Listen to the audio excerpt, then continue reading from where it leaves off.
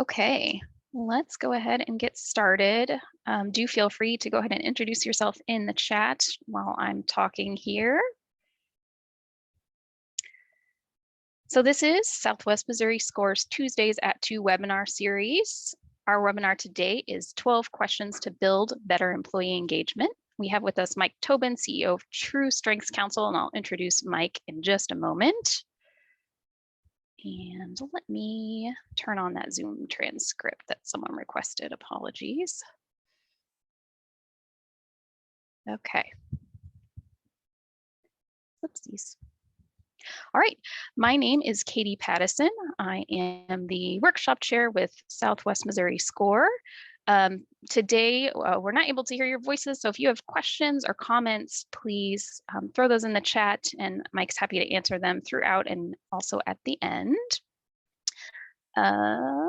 This workshop is sponsored by the Springfield Greene County Library. That is also my employer. I am the Schweitzer Brentwood branch manager for the library and also coordinate business resources for the library. So if you are not aware of the library's business resources, there are some things you should know about. We have market and consumer research databases such as Reference Solutions. Mike was just telling me about some pretty amazing ways he uses that.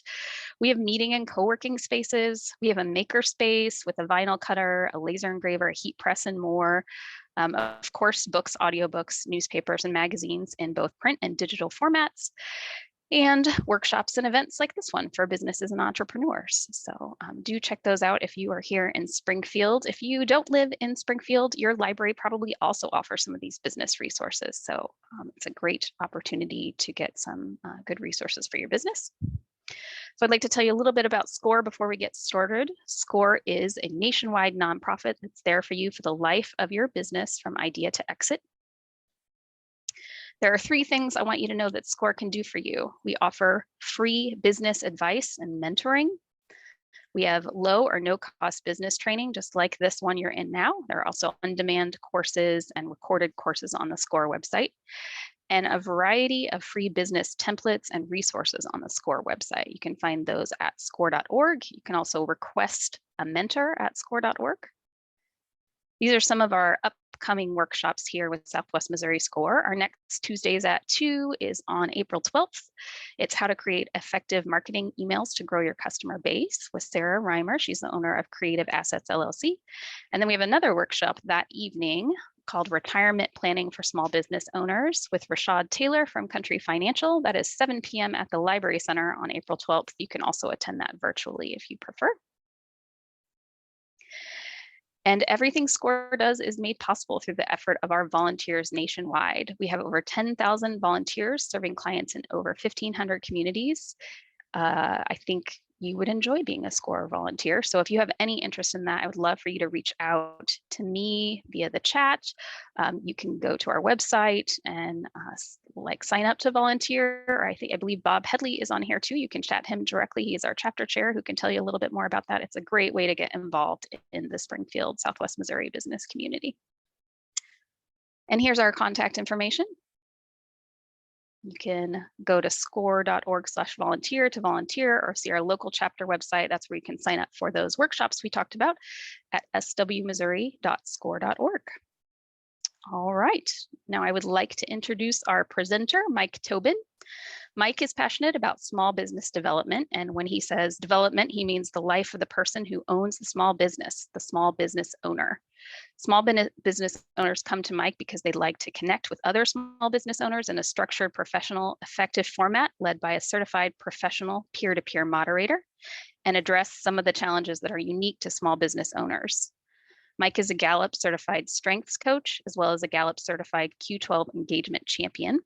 He got involved with the Q12 movement to help small business owners develop better engagement and help mitigate disengagement as these companies grow. He is CEO of the True Strengths Council, a peer-to-peer advisory board for small business owners, a Clifton Strengths workshop facilitator and trainer, and a consultant to the member-based service industry group. Mike, welcome. Thanks for being with us today. I appreciate it. Fantastic. I'm going to go ahead and share my screen, if you don't mind. So I'll say yes, and we'll pop that on there real quick. And I'm so glad to be here today. Thank you for that introduction.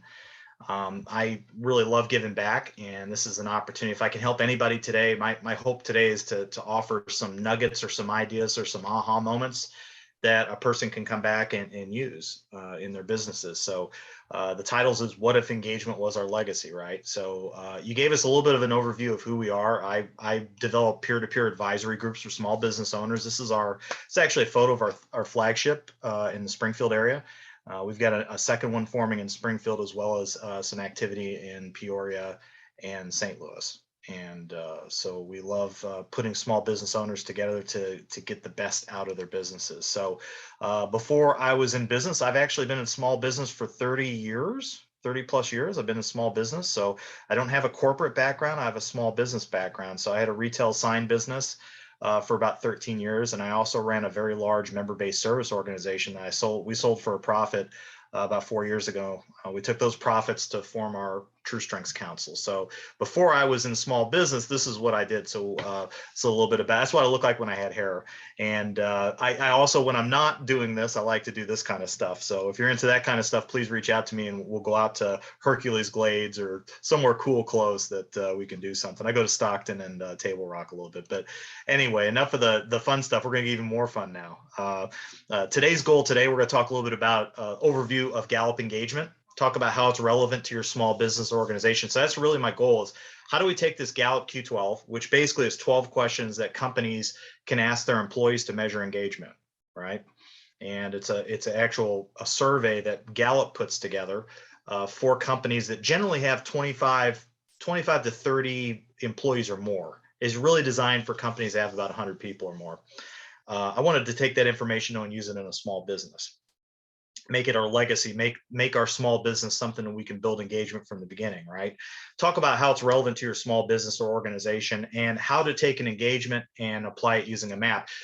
Some of the ideas I'm going to apply, especially this third part, if you're in a small business, this is going to give you a starting point. That was my goal in this presentation, because when I presented this before, I would say, we need that little extra something to show people how to actually use this. How can I actually take it and apply it if I'm a smaller business? So that's my goal. It's also, the example I'm using is actually comes out of the member-based service industry. So if you're in a fraternal organization or you're in a not-for-profit group, I think there'll be some great tips, because the Q12 is relevant. Engagement is relevant in all types of things, whether it be a small business, whether it be a organization. You might even get some ideas to make a client journey map from this. But the third part there is where it can really show you how we can actually apply it. So I'm going to show you how it actually can take the 12 questions to actually apply it.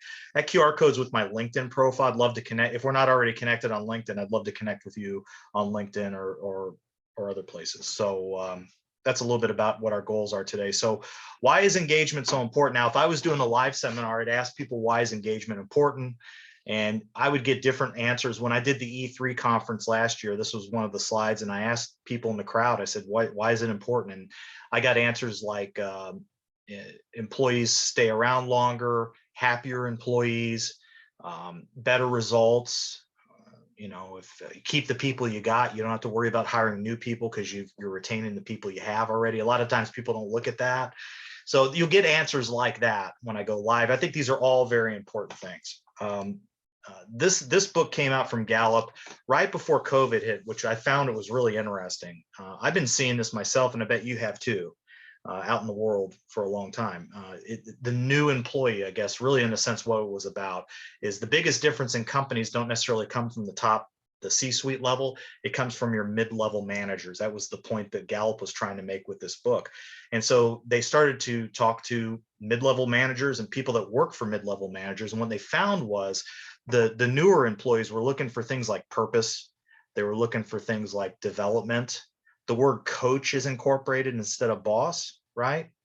Ongoing conversations, strengths, my life, right? So I really like that, my development.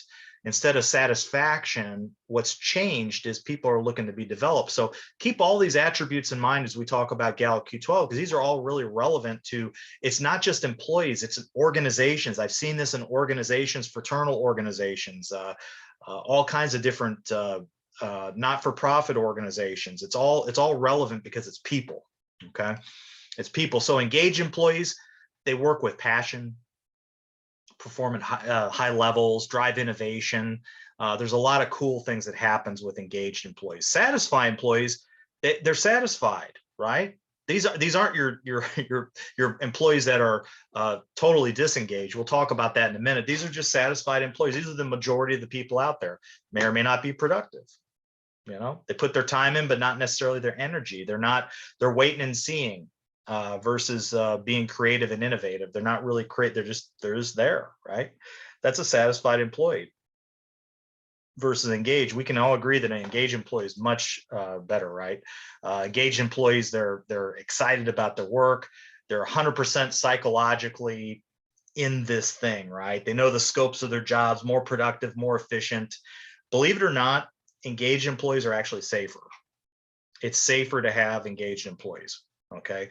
So people act different when they're engaged. Now, engagement is a two-way street. We have to provide, if we're running a company, we have to provide engagement. Employees have to provide engagement back. They have to be willing to be engaged. So it's really a two-way street. It's not a one-way street, right? This is a survey that Gallup took a few years ago.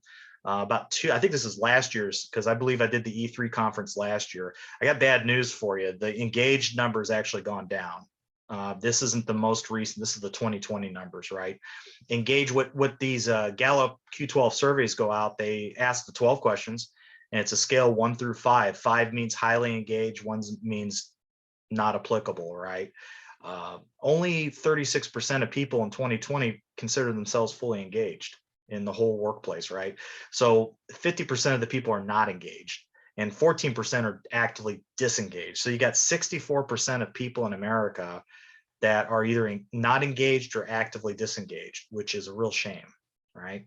And if that number's gotten worse, it means that number's higher. So I would love to see us be able to do something about that, especially in the small business community, right? So there's a strong connection between engagement and hardcore business results. Check this out. 41% less absenteeism, right? 70% fewer employee safety incidences. So there's better safety numbers. 50%, 59% less turnover. Now that's in traditionally low turnover organizations. That number wouldn't be applicable to somebody who had like a restaurant or something that's incredibly high turnover, seasonal type of things. 10% higher customer metrics, right? And 17% higher productivity. So you could take these numbers and look at it, and I could argue a case that it's worth being concerned about engagement, not just for keeping employees, but also to increase sales and to keep the customers and clients that you already have. Because that's what I see when I see 10% higher customer metrics, 17% higher productivity.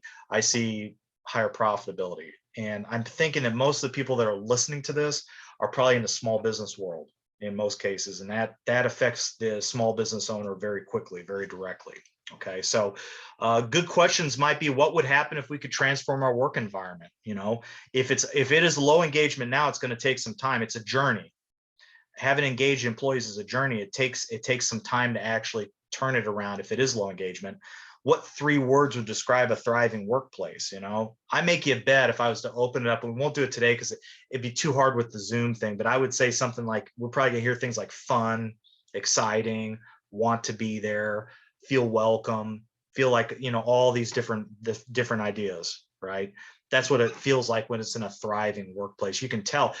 You can go into a company and you can tell if it's a thriving workplace. Just look at the things they're saying and the things they do and how they look.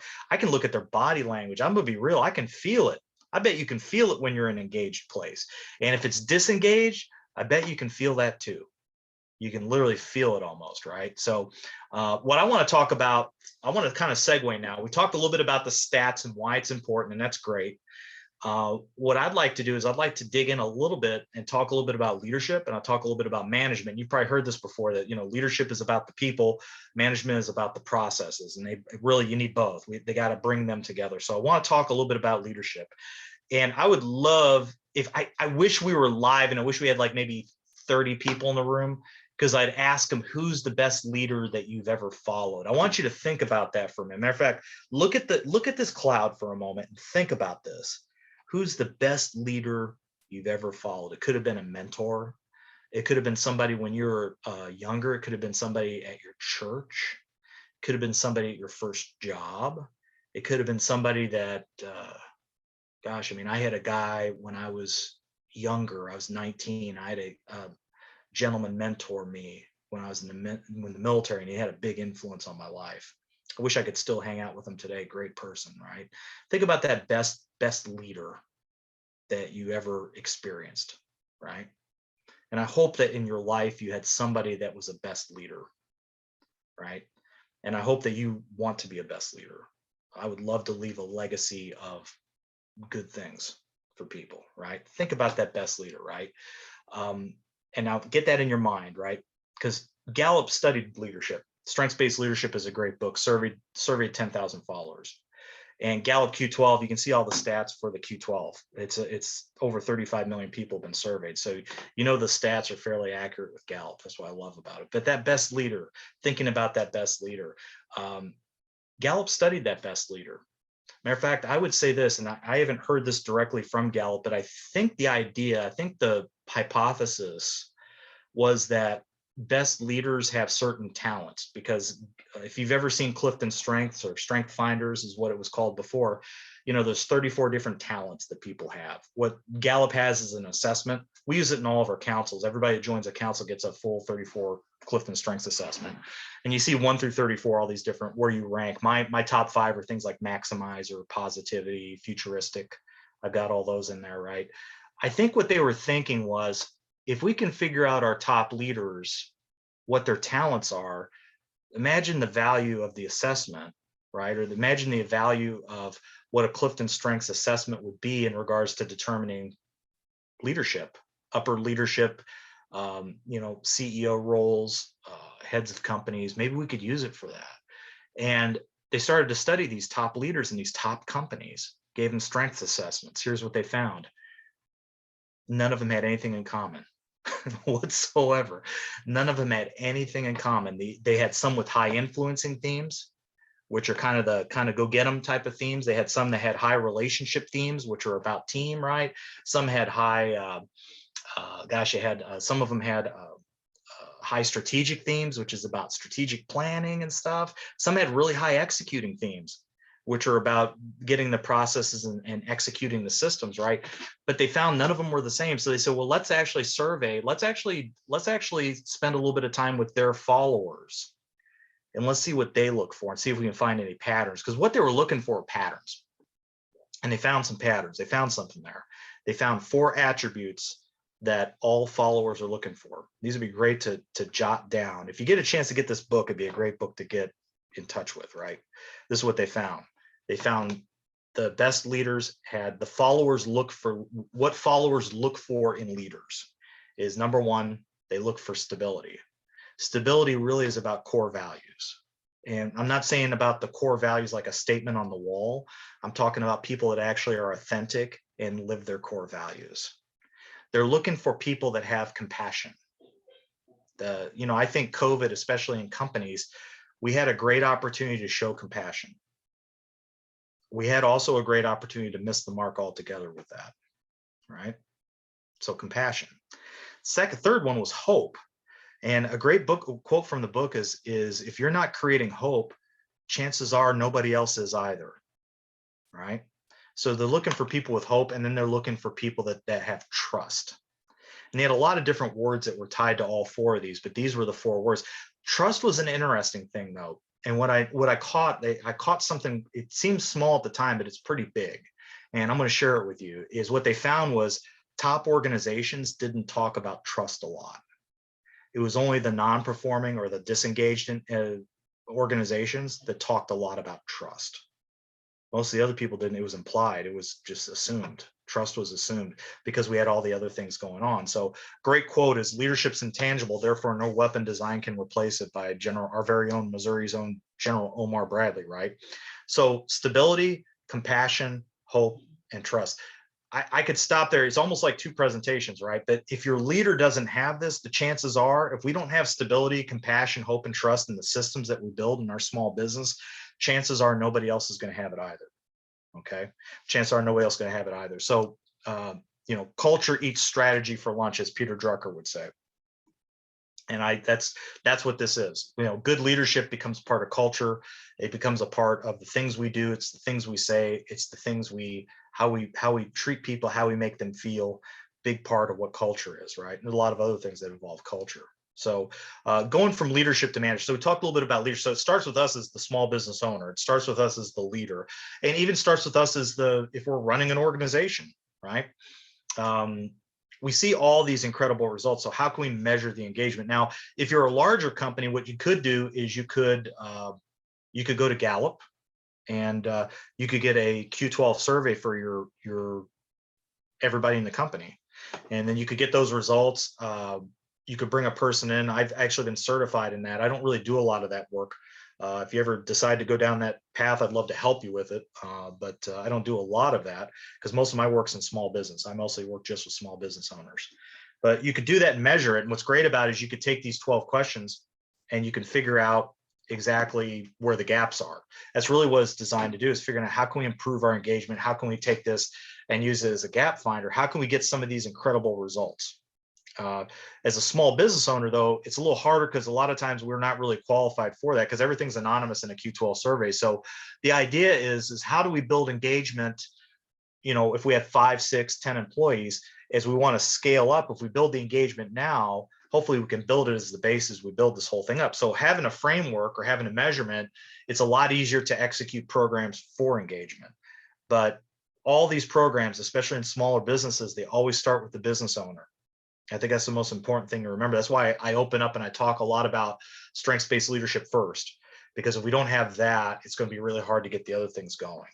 Okay, so let me share with you the 12 questions because you'll get a chance to see what these look like. If you were to take a Q12 survey, and I don't know if some of you have taken one or not, if you took a Q12 survey, this is what it would look like, right? The first one, I know what's expected of me at work. So what a person that's working in a company or organization is looking to be focused, right? I think in member-based service organizations, if you're joining a group, you want to know what's expected in the beginning so that you don't join something that later on you find it's something else, because I've seen it happen before and people don't do that. Interesting stat, and this was from a few years ago, I think, and I'm gonna use round numbers on this. It's somewhere in this area. I think this stat came up as maybe 32% of employees in America actually strongly agree that they know what's expected of them at work. Because a lot of companies, what they do, instead of having an ongoing conversation in regards to what's expected or having a mentorship or having a OJT, what they do is kind of throw them in a room and for a day or two and then send them out into the world and hope they make it. So that's what number one talks about, is do I know what's expected of me? The second one is, do I have the materials and equipment that I need? So free me from unnecessary stress. And we'll talk a little bit more about this one in a minute. Number 3, do I have the opportunity to do what I do best every day? You notice how it's worded, that Gallup words these very interesting. Every day. Do I get a chance to do what I do best every day? So what we're saying is know me. As we bring people on board to our team or our organization, are we spending the time to actually know them? And as we know them, we can celebrate them, we can figure out what they do best, and we can put them in a position to win, right? In the last 7 days, I've received recognition or praise. So help me to see my value. The next one, the 5th one, does my supervisor or someone at work seem to care about me as a person? Right? Is that a part of our culture? The 6th question, is there someone at work who encourages my development? So help me grow. You remember that first slide we had from what employees are looking for? They're looking to be developed big time. That's number 6. I'm gonna go back over these, especially these first 6 ones here in a minute. Number 7, do my opinions seem to count? Now you notice it doesn't say, do you, every suggestion do you do? No, you don't, right? Not all suggestions are good suggestions, right?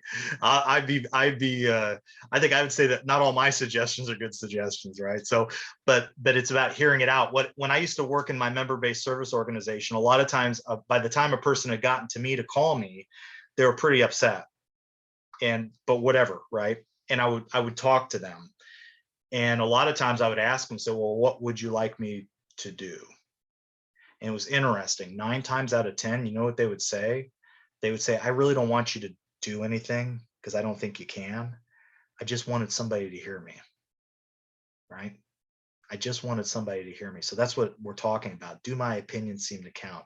It would have been nice in this organization to have had it not gone as far as me. It would have been nice if that was handled at a different level, that somebody would have honored a person by hearing them, right?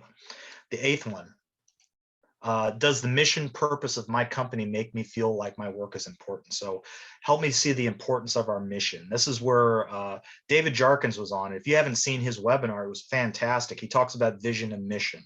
And it was a great webinar. I think these are recorded. So if you get a chance, get on that. David Jarkins, Springfield management consultant, he's fantastic. And it was a really good webinar. Talks about mission and purpose. The ninth one, are my coworkers committed to doing quality work? So help me to feel proud. This is something with small business owners. We get a chance. This was actually a topic in one of our council meetings a few months ago. We were talking about, I'm just going to tell you what the topic was. The topic was firing people, the people that need to go. And you could say firing them. You could say freeing them up to do something else with their time, right? You could say a lot of different things, but there's a point as the owner when you know a person probably needs to go, and there's a point when you actually let them go. Nothing good happens in that time period, okay? Once you know that your decision is solid, nothing good happens in that time period. So it's not just with the person who probably needs to go, it's the other people that are on the crew that are watching what you're going to do about it, right? So because they notice that a person's not doing quality work and it affects them. So that's what number 9 talks about. Number 10, and this is interesting how it's worded. It's not, I have an acquaintance, I have whatever. It says, do I have a best friend at work? So help me to develop mutual trust. What I found in my organization, my past organization was, the organization was based on, referrals and closed business. Sometimes we get people that were harder to refer to. They're just harder. Maybe they didn't have people in the same center of influence. What I found though is that they had best friends at their group, and they had that kind of team feel where it felt like we were a team. Even if they didn't quite hit the numbers, a lot of times they would renew and stay for a second year or a third year, right? Because they had that best friend at work and they didn't want to miss it. It went beyond just the what we're doing. It became something more, that it became something more than just a referral group or whatever. It became like this incredibly close team. Almost a family feel, right? Number 11, in the last months, I've talked with somebody about my progress. So help me to review my contribution. Then the last one in Q12 is, have I had opportunities to learn and grow? So challenge me. People want to be challenged. And so that's what we're talking about. So that's what an organization is based on, is those 12 questions. And you can get copies of this.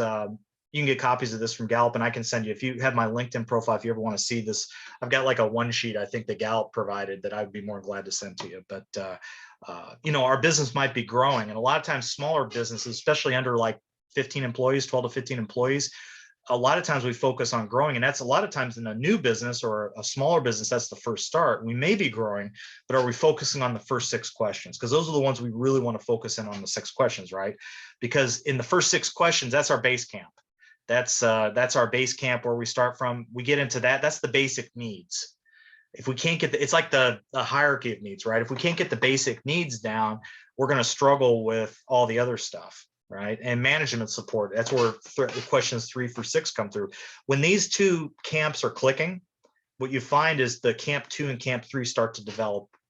You still have to put work in, but they start to develop a little bit on their own almost, because people start to get really excited about it. So getting those first 6 down is really the base. If you don't get that, you're building your house on sand. You're not building it on a solid foundation. So, the first one is, do I know what's expected of me? Figuring out what does that, if it's an employee, what does the employee journey look like?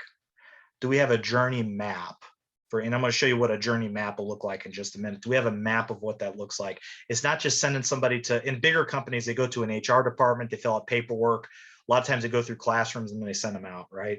This is actually somebody working with them. This is an ongoing conversation, right? It's an ongoing conversation. That's the first thing. Second thing, do I have the materials and equipment that I need? Really, in a sense, if you've done any kind of study with like Scrum or Agile, a Scrum master would be a big part of what a person would say is we've got a Scrum basically is a group that's working on a group project. What does the group need to get things done? what can we do? If I'm a scrum master, I might be, what can I do to get those things for you? You know, like I was talking, a good example of this would be something you may not think about, because a lot of times we think of material things. My friend up at Gallup, sometimes he does the social media for the organization.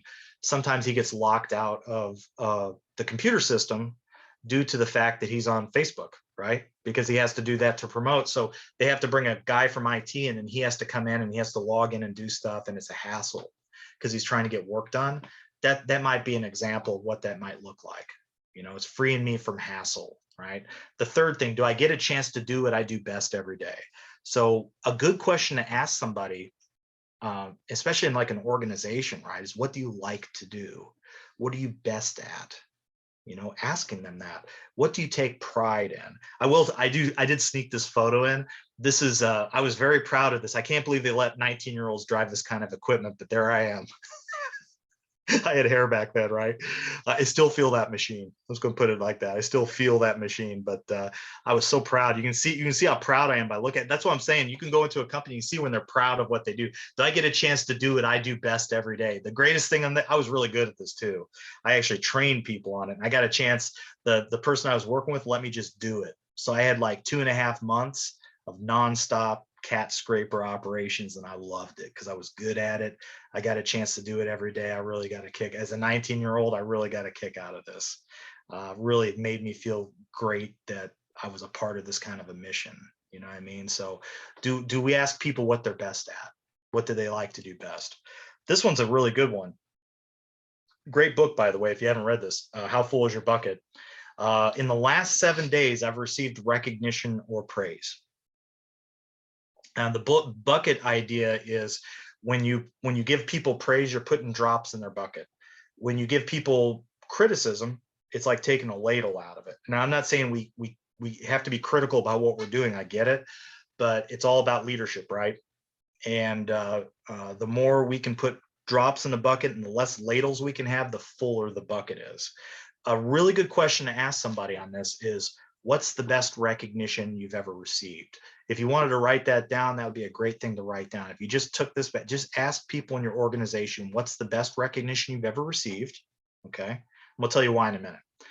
And the second question is, who gave you that recognition? Was it, what you're looking for is, some people love to be in the spotlight and they want to be recognized. And a lot of times when those people are like that, that's how they recognize everybody else. Here's the problem. Not everybody likes being recognized like that. My wife was recognized one time. My wife's my co-partner with all these. She was a co-executive director. We had this big awards. We had this big conference in Springfield. And one of my top people, she got her a big flower thing, right? We had her on stage, and there's 200 people in the audience. There's lights on her. I would have loved this because I love that, right? I'm like, man, this is great. Got up there and really recognized her.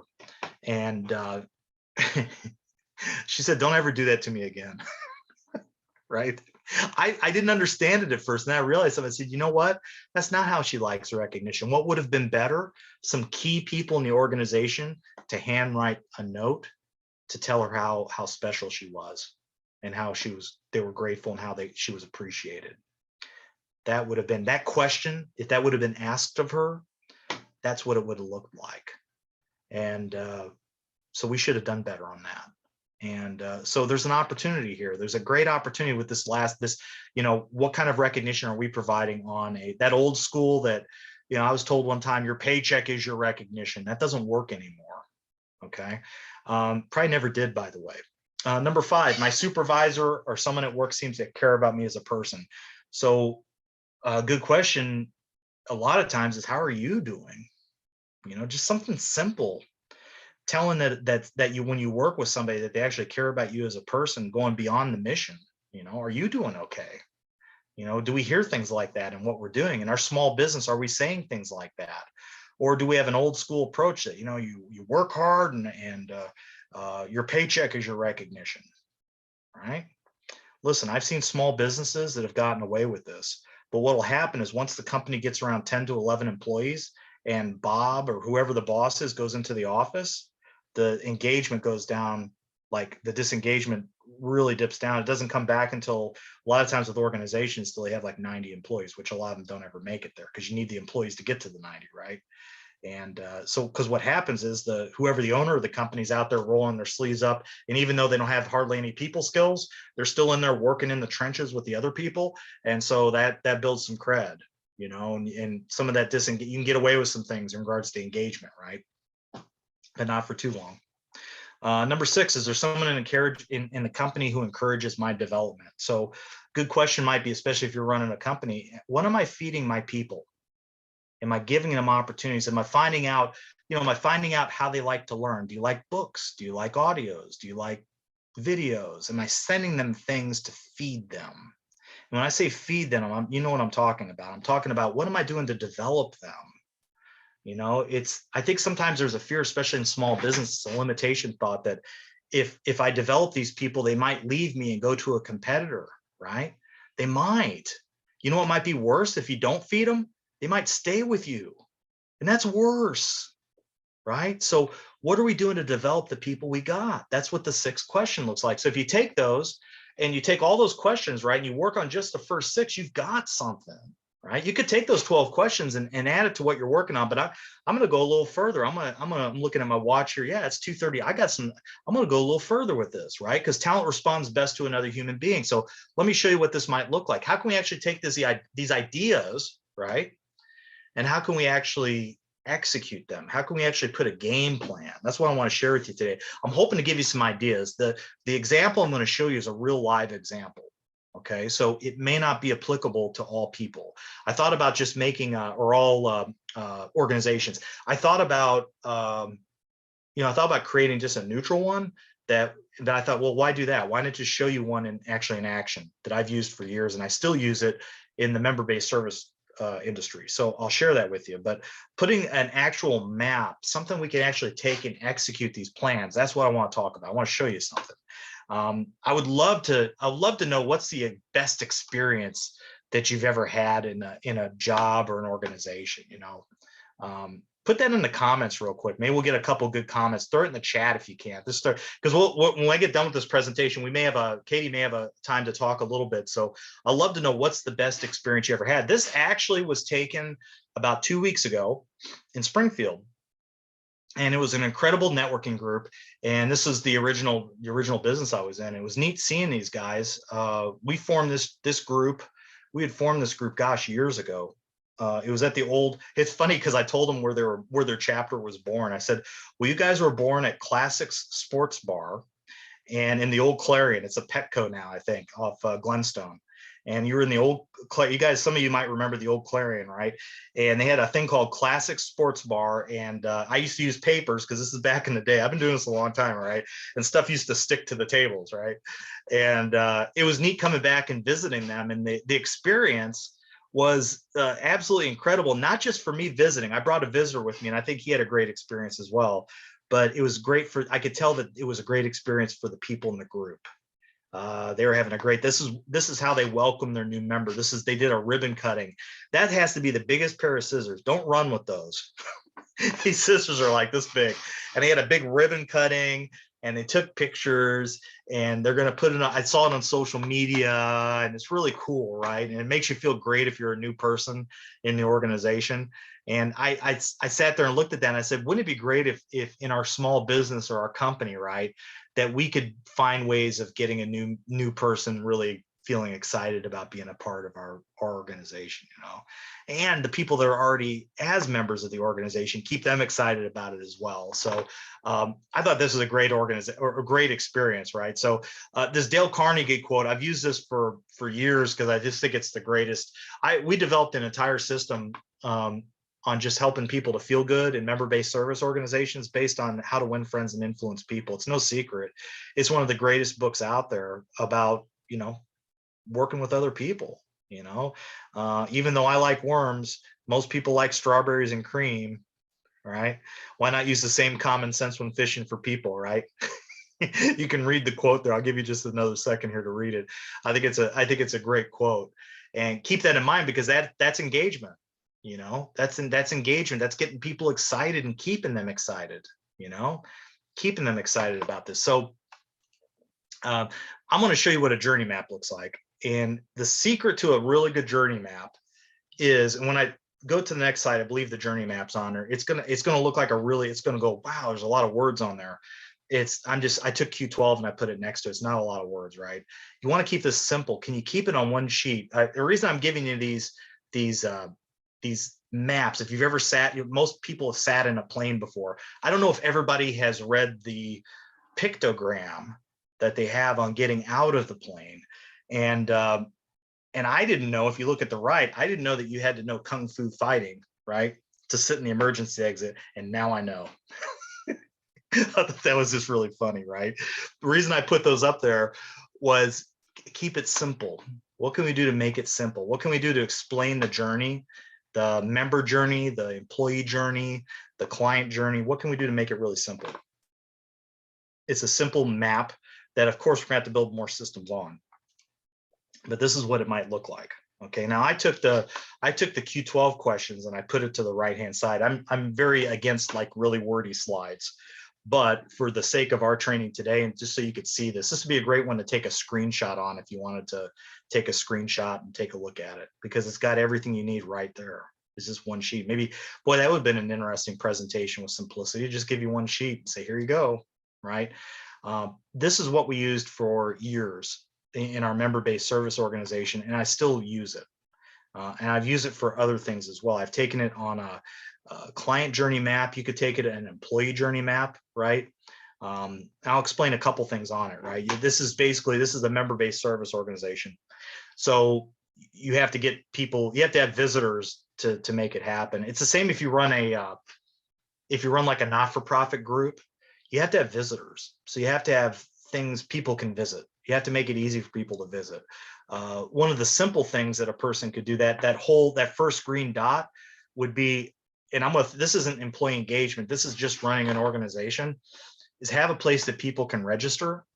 And there's a really specific reason for that, because when we would register people, like I use a Google Calendar, but I also use Eventbrite sometimes for events. And I try to keep it really current, because especially if it's open to the public. Not all the events that we do at True Strengths are open necessarily to the public, because it's just for business owners, just for small business owners, but occasionally we'll do an open one.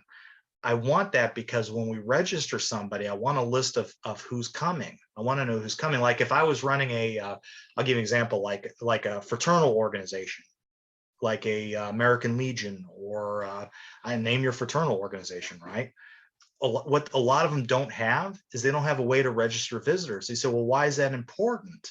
Well, it's important because that pre-meeting info, having a couple people call before the event will make it so that instead of, you get 1 out of 5 showing up, you'll get 4 out of 5, or you may get 7 out of 5 showing up. They brought visitors with them. So you get a lot more people showing up, and they'll start to feel really good about the organization before they even visit, right? So that's what pre-meeting looks like, the first meeting experience, the little things that we do to make people feel welcome. What are we doing as an organization? We would do that. So I don't know if you're seeing a lot. You can start to see a person, if they're seeing that incredible experience, they're actually literally seeing the Q12. They're literally seeing that in action. Because what happens is when you have people that are using Q12 methods, you go to a group or a company or something that's using these kind of standards to build our engagement, the visitors are naturally treated well because the members are treated well, because everybody's treated well. So it just feels great. It feels good. You might say, well, why is feel important? Well, because people make emotional decisions using intellectual data in regards to joining things. And this was the key to our success. And I'm just throwing it out there. It doesn't matter what organization it is. The key to our success in growing our organization from, we had maybe 25 members to 1,600 members before we sold it, was we did a good job having systems based on helping people to feel well about our organization. Now, I don't know if we were 100% all the time, okay? But boy, we tried to. And the reason we were able to have a consistent experience is because we had systems built for that. And that's really, in a sense, what you're seeing here. That's really what Q12 is. Q12 is a system, right? They have a great experience. We actually would ask them to join us. Somebody actually would ask us to join us. I've been to fraternal organization, I can't count how many, where they don't even ask you to join. You have to literally chase somebody around to ask them to join. We never did that. We would get them right on board, right? Various phone calls and emails. So if you visit an organization, you get several. Once again, we want a person to feel well. So the beginning part of this might seem a little bit like marketing, but it makes sense as you start to dig into this a little bit, because we start to see what's expected. Like the second meeting, when we have a person submit an application, we share with them what's expected. We give them the materials and equipment that they need. So we make sure that they got they had like a new member packet or a kit. We'd make sure they got that quickly. That was my biggest concern from where I was at in my position, was getting that quickly, because we didn't want that thing we wanted to be very pro grade and professional, wanted to get that very quickly, wanted to be very professional experience, right? So we would do that with them. We would ask them what they do best. One of the best things you could do in an organization is, when you get a new member join the organization, is give them something to do. Because here's what's going to happen, especially this is in fraternal I really see this in fraternal organizations. Okay. If you don't find out what a person's talents are and you don't ask them what they do best, they're eventually just going to leave your organization or not show up. They may keep on renewing, but they won't show up. If it's like a monthly meeting, they won't show up. So you got to figure out what what do they do best? What are they talented at? And then put them in a position where they can grow from that position. So you want to do recognition and praise. Obviously, you want to do the things that, how can we recognize that person? Asking them what's the best way they've been recognized. Most people, when I ask them if they've ever had anybody ask them that question, tell me no, they've never had anybody ask me that. Nobody's ever cared enough to ask me what's the best recognition I've received, right? Because we don't get a chance to do what we do best every day, because people don't ask us what we do best. Think about that, right? So as you're looking through that, that's what we would do in our new member orientation. And as we did that, I would hope that as we're doing recognition, because you saw like the ribbon cutting and stuff like that, we would do that, and we would have them do, we used to call them launching talks. We give them extra time to talk to the group. We do things to show that we cared. People would reach out to them, want to grab coffee with them. We would assign them a mentor, someone to actually show them the ropes and show them how to get the most benefit out of the organization. We had a program for that. We had a training program. The MSP would be like, in a company, would be like their human resources orientation, right? But you notice there was a lot of steps that came before that MSP. So most of the time with companies, we put them right into HR. What if we were able to give them the paperwork done and get them through the process and then get them back to HR once somebody's worked with them for a little bit? That's just an idea out there. If you're a small business owner, you could do that, right? So 90 and 180 days, people would give them a review. And it wasn't a review like, this is what you're doing. Because what was great about this organization was we had a lot of tangible reports, like a company, kind of like a spreadsheet that you could use. A lot of companies, a lot of organizations don't necessarily have that, but it may be things like sitting down with coffee and just asking, how's it working for you? What do you like best about what's happening? What are you most excited about? What would you like to bring to the table? What kind of talent do you, I might ask them, I said, man, I bet you got a lot of talent. I'm trying to figure out, what would you like to bring to the table? What are your gifts? What do you love to do best? What gives you goosebumps when you think about doing it? Do you have anything that you do that sounds like that or looks like that? I mean, I'm going to ask weird questions in these 90 and 180 day reviews, because number one, I want you to know that I care. Number two, I want you to know that you're valued as a person. Number three, I want you to know that you're valued as a professional. So I'm looking at you as somebody that can bring great things to our organization. Number four, I want to put you in a position to win. And I almost look like I'm the producer. I don't want to be the guy on stage. I want to put you on stage in some way. I want to produce it. I want to put you in a position where you can win. I want to know what you think about this. So at work, my opinions seem to count. See what we're talking about? What's going on with this? How are you doing? Right? The mission purpose of my company makes me feel like my job is important. We start to share that in our mentor program, what the culture of our company is or our organization, right? Why it's important, how we do things with people, things that we don't do as an organization, things that we value. What do we value? We're talking about these things. And what you find is if we work with other people, the associates and fellow employees, they're just as committed to doing quality work as we are. We have opportunities for people to develop those kind of relationships. And so best friends develop that way. right? So if you go back to the member journey map, we have a open house, ribbon cutting. It's another way for recognition. A member event might be a member of the group is doing something. We make sure to go behind that, and we make sure to support it. So if someone's having a Chamber of Commerce ribbon cutting, everybody in the organization is there, at least 80%. And if we get less than 80%, whoever's leading that organization is dissatisfied with that.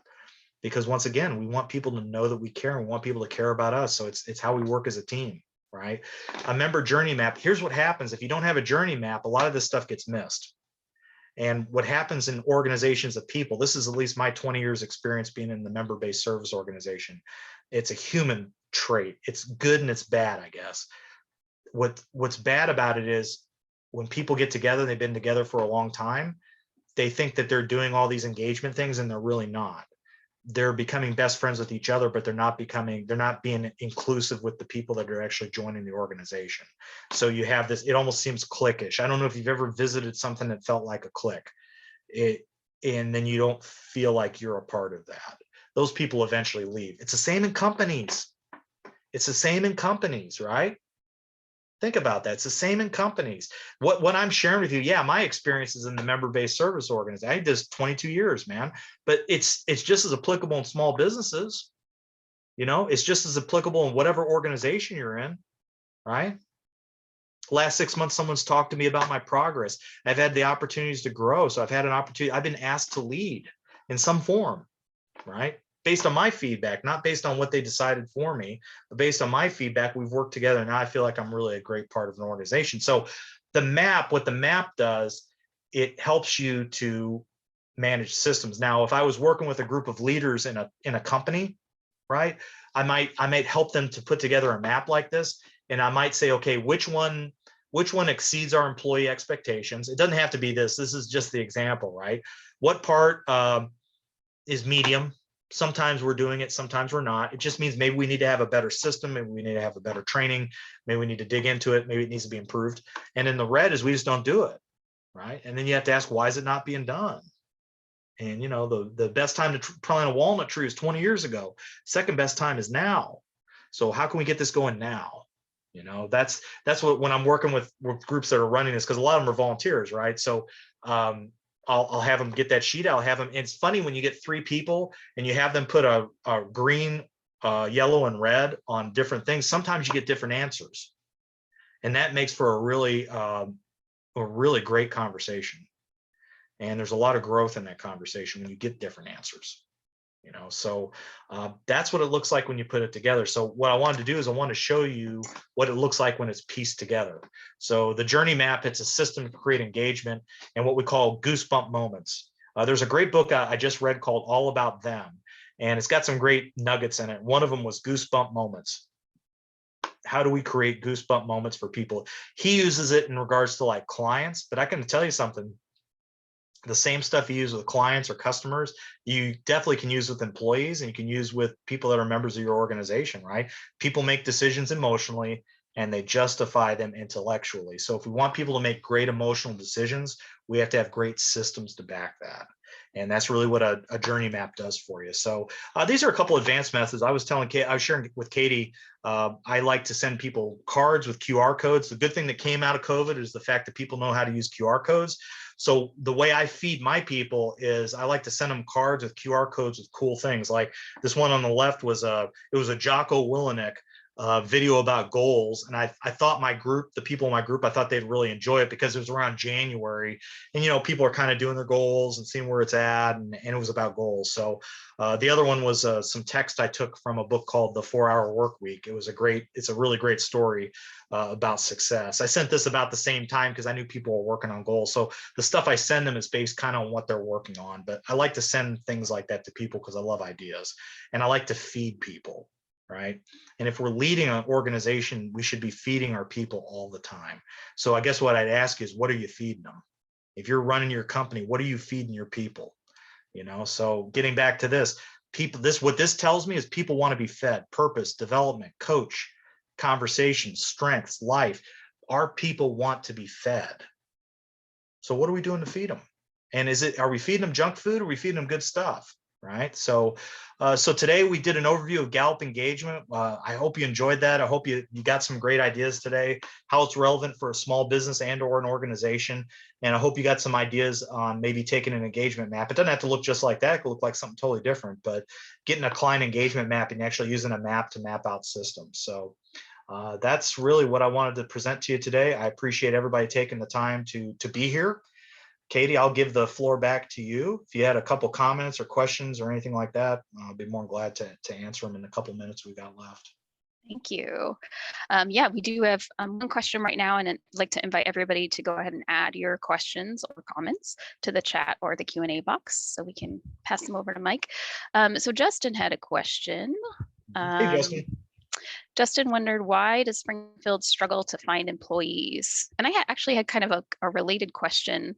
When you were talking about providing materials and equipment, the thing that immediately came to my head in our organization, I'm sure a lot of organizations, is I know people aren't materials and equipment, but having adequate staffing so that people can do their jobs, it's almost like that is sort of a kind of equipment.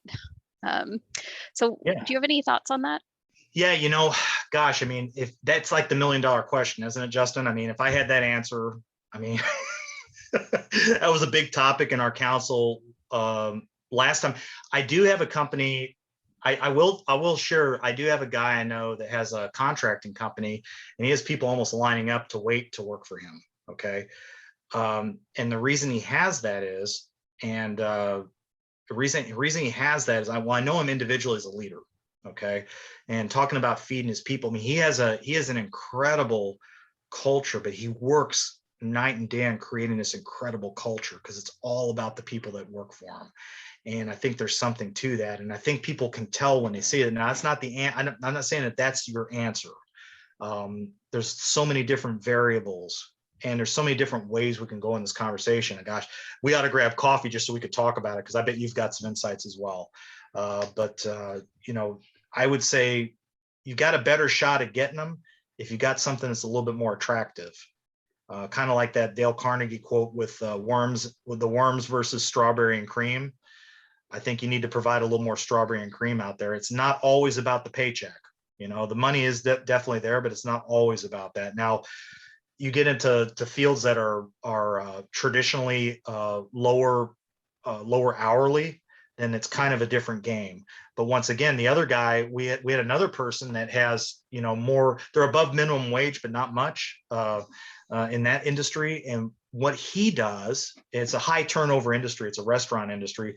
What he does is he's got a great assessment that he can assess people to see exactly. It's not strengths, because strengths isn't designed for that. It's another type of assessment. I actually got a chance to take it and it was interesting to see the results on it. But if he sees somebody as a good candidate, he'll assess them to see where the fit is. So he tries to pre-fit them before he puts them in a position in his company, which I think is great too, because he's trying, once again, both cases, both examples, they're trying to set the person up for success in the beginning, and people can tell.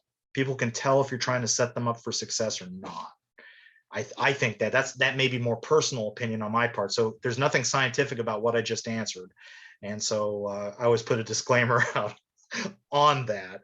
But it's something we talk a lot about with small businesses. And I noticed when both of these gentlemen were talking, everybody was kind of taking notes on it because they had some great ideas on it. So hope that that might be a clue.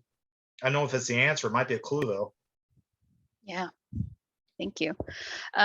Sean had kind of a comment and question, which is that it seems to be kind of obvious and easy. So what is the barrier to sort of implementing these things you're talking about? Well, I think in small business, it seems easy, but a lot of times small business owners aren't just the president of the company or the CEO. They're doing a lot of things. So it's really easy to have things get missed. And it's really easy because it comes down to actually leading people and making sure that so it seems really simple just to do it, but it just isn't like that. I mean, a lot of times with small business owners, we can get overwhelmed. We need to hire people. We've got people doing double jobs. We've got people saying, well, this isn't that important because we need to get this done, this tactical thing. And I get it. If it's how you invoice your product or do satisfaction, next thing you know it, a lot of times what I've seen with people with these kind of systems is they don't spend the extra. Nobody likes writing systems. Okay, that's the one thing, and I'm included. Okay, I'm constantly having to write systems. Nobody likes writing systems. It's a lot easier just to kind of just go out there and just do it, especially if you've got 3 or 4 employees. And so a lot of times this stuff is missed. It's just missed, and it doesn't seem that important with a lot of companies. So until it's important, right? Mm-hmm. So did I kind of answer that? Kind of. Yeah, yeah. And Sean says, so time and capacity, Yeah, which sounds about like what you said. and I which keep I thinking get. of, Yeah, and I get it. I get it. You know, it's nobody wants to come in on a Saturday and work on systems, right? But if you right. don't do that, when are you going to do it? Yeah, this kind of reminds me of what David Jarkins, I know you talked about David Jarkins doing a good presentation, what he talks about too, where if you spend all your time in your business and none of your time on your business, there's going to be Exactly. And untoward. I sometimes recommend somebody like, David Jarkins would do a great job if it was a smaller company looking to build up, because he has that experience building those systems. So he'd be somebody I would recommend, because what I do is I don't necessarily do that work. I work on my councils, but I act kind of like a concierge for small business people. So I like to get them connected with the right people that would help them. And he'd be a great resource for that. Sure. Yeah. Any other questions from our audience? Give it just a minute.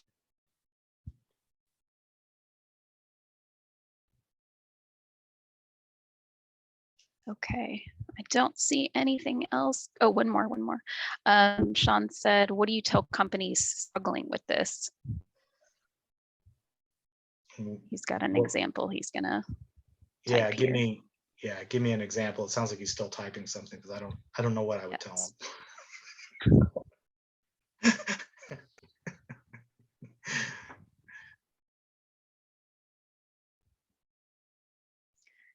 He says, I'm having a hard time just getting them to a meeting to discuss the issues. Yeah.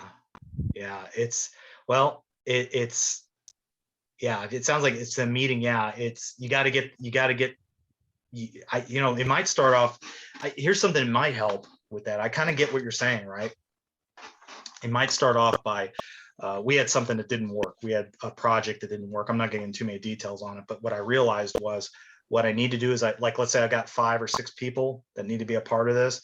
I need to go to each one individually, personally first, before I put them all together. So instead of me having a meeting with everybody, I need to meet with each one of them individually.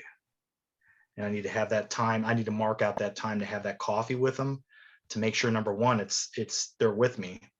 And number two, what they, maybe what you do is, if you're having a hard time getting together to talk about something like this, is you get each one. It's more time, right? It's more, but you're being more individual about it. And you're being more like, kind of like, listen, I could really use your help. So in a sense, you're kind of politicking, I guess, you're kind of pre-getting your votes. I mean, but you're saying, hey, I've done that before and it seemed to work. And then when we get them together, then it's all kind of coming together, because I've had it where I've missed that step and I put them in a room and then we can't get anything done. Yeah. And so sometimes that helps me, at least, is I'll just go individually with them and just grab coffee, or I'll buy them lunch and, grab lunch with them, buy them lunch and woo them. Yeah. Maybe you need to woo them. David had a question. For a small business trying to get employees engaged, do you suggest they start with the first 6? That would be my suggestion. Yeah. Start with the first, because it's a triangle, right? So you want to start with do I know, what does that system look like? I know what's expected of me at work. You could probably work on a couple of these at a time, because they may already be there. So you may want to go to the next one, right? Next one is, do I have the materials and equipment I need, right? So it might be a question like, it might be a meeting like, hey, how are things working? What do you need? What would make your job better and easier, quicker? They'll usually tell you. They might tell you to buy something that costs a lot of money. And sometimes when that happens, you say, well, that's a great idea. Is there anything else I can do? But at least you got that. And you know what? It may be time to buy that thing that costs the money.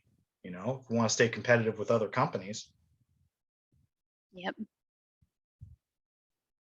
Anything else? I've really enjoyed this. So I hope everybody enjoyed the presentation. And